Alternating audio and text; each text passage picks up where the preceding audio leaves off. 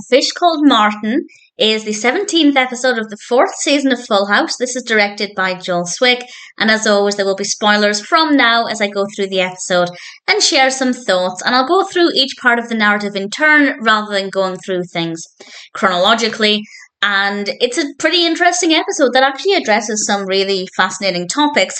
I'll discuss the main narrative revolving around Michelle last, but first of all, it starts off with one of my favourite introductions for Full House. Michelle is rocking with Jesse and the Rippers, and they sing Do a Diddy Diddy, and Michelle is so adorable. And then she sings I'm a Little Teapot with the Rippers playing music to it, and it's just so precious. We then have a couple of different narratives. We find out that it's only a week until Jesse and Becky's wedding, which has come around really quickly, it feels like. And Becky is insisting, because it's a Donaldson tradition, that Jesse is going to be taking part in the big square dance. He's not exactly very happy about that. We only get to see a little bit of the square dancing in this, but it was a nice part of the episode, and nice to remind us of how close we are getting to the wedding. And it's just nice that Jesse and Becky have finally managed to agree on the wedding venue and everything else, because it seemed like for a long time they just weren't getting anywhere. We also have a little bit of the narrative focusing on DJ. She met a boy when they went to the carnival. This is a boy called Bobby. He's played by Jason Allen. And DJ pretends that she likes cars to impress him. And after having a talk with Becky, after she borrows some car magazines from Jesse, she realises that she shouldn't have to pretend to like something just to get a boy to like her, which is always a great message. You should never pretend to be somebody you're not just to impress somebody else. And Becky told her that if she was just honest with Bobby would appreciate the honesty. It didn't go according to plan, but I liked that, because I liked the realisation that DJ had. She told Bobby over the phone that actually she knows squat about cars, and he hung up on her. And then DJ realised that anybody who's willing to hang up on her probably isn't the boy for her anyway. So I thought that was a really positive attitude to have. Then we have Michelle. And Michelle got a fish at the carnival, and they've called it Martin. And she's quite excited about this. Initially, she wants Martin to sleep in her bed. And then she decides to give Martin a bubble bath. And it is a slight concern that in a house full of people, Michelle managed to fill a bubble bath all of the way to the top on her own, unsupervised. That's incredibly dangerous for a child her age. But nevertheless, she managed to do this, and she put Martin in the bath because she didn't realise that goldfish shouldn't be in bubble baths. And Joey manages to scoop the fish out using the fishbowl, but unfortunately it's too late for Martin. He's no longer alive.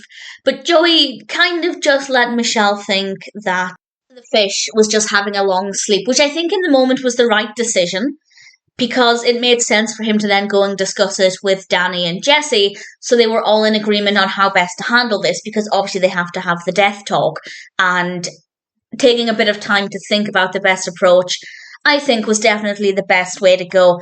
And they decide to tell her, but they have a little bit of difficulty with this, and Jesse just can't even get the words out, and Joey uses a Wile E. Coyote analogy, and Danny says to her, and I think this really helps to highlight how difficult death as a concept must be for young children to grasp, because Danny says to her, I'm afraid he's gone. And Michelle says, pointing to the fish, no, he's not, he's right here. And just that one sentence, he is right here, really helped to highlight just how difficult this conversation must be. I've never had to have that conversation with a young child. I obviously don't remember whenever I first found out about death. I imagine it would have been from a pet, but I can't remember. I have no recollection. And I think it did a really good job of highlighting how complex the situation is. And they decide to get Michelle a new fish, but she's not interested. Not because she's pining for Martin, but because she feels guilty, because they explained to her that the fish shouldn't have gone in the bubble bath.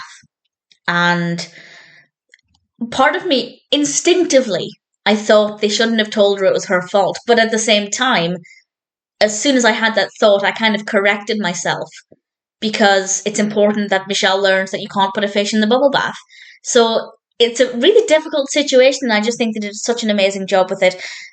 Eventually, she was willing to take interest in the fish because the fish had baby fish, and also they bought they bought an entire cupboard of identical fish just to replace this one when it dies to avoid trauma so soon after the last one. And it seems like everything is perfect, no problems at all. What could possibly go wrong? They've had the death talk, they've got the difficult thing out of the way, but the fish has had babies, and Michelle asks where babies come from. And I think that's too much information for Michelle to deal with in a short space of time. But I thought it was a really lovely episode. As I've said, they did just such an amazing job of tackling this. I think they approached it in completely the right way. I do think they need more supervision if Michelle is able to fill an entire bath on her own. But aside from that, I thought it was pretty great, very sweet. And I think something most children go through. Most children will have a pet, and for many children that will be their first experience of death. And I think this is, in my opinion, people might disagree, but I think this is a really good example of how to handle it as sensitively as possible without hiding the child from the truth. I'm a firm believer that children deserve knowledge, and there is a time and a place to deliver that knowledge, and I do think there are right and wrong ways, and in my opinion, Michelle was in the right place at the right time with the right support network to help her to start to learn about death. Of course, with her mother also no longer being around, I feel like that's a concept that she will start to learn more about as she finds out why her mother is no longer around. So, in my opinion, they handled it well. The episode developed well. Everything worked really well. We also have a great message, or a couple of messages with DJ, and well, we're getting closer to the Katsopolis Donaldson wedding as well. So that's pretty exciting. Looking forward to the last few episodes of season 4. And A Fish Called Martin is definitely a really good episode.